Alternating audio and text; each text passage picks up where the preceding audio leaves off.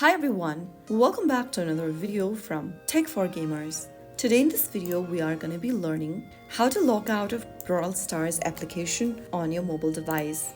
To log out of your Brawl Stars account, first of all go ahead and open up Brawl Stars application on your mobile device and then go ahead and tap on the menu button at the top right corner from the home screen. In the pop-up, click on Supercell ID button at the bottom and then from the Supercell account, go ahead and click on the gear button at the top and then scroll down and tap on the logout button to log out of your Supercell ID.